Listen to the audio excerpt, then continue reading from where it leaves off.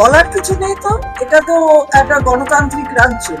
যে যখন ইচ্ছা তারা আসে এখানে সভা করে, যে মাননীয় প্রধানমন্ত্রী হোক অথবা মাননীয় স্বরাষ্ট্রমন্ত্রী হোক, তারা রোড শো করেন। আমাদের কোথাও কোনো পক্ষ থেকে আমাদের বাধাপ্রাপ্ত তারা করে।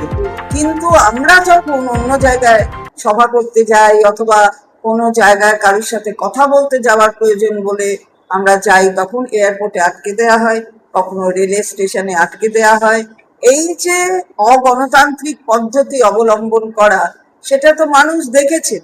ফলে এখানে কি বলতে আসছেন তার উপরে কিছু যায় আসে না। ওনারা আসবেন, ওনারা চলে যাবেন। ওনারাই তো আগের বারে বলেছিলেন আপতা পার 200 পার, একেবারে দিল্লিকে উস্পার করে দিয়েছেন মানুষ। আর ওনারাই কেউ কেউ কেউ কোনো নেতা বলছেন 177, মানে 200 থেকে 177 হয়ে গেছিল, আবার 177 থেকে কমে 170 হয়েছে।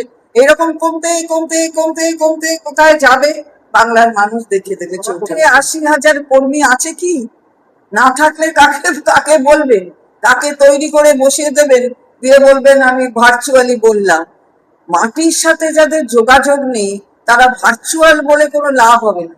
সুতরাং কর্মীই তো নেই, 80,000 কর্মী কোথায়? এই যে BLA-2 হয়েছিল যখন, এই প্রক্রিয়ায় দেখেছেন 80,000 বুথে পদ্ম ফুলের নিয়ে যেতে কাউকে।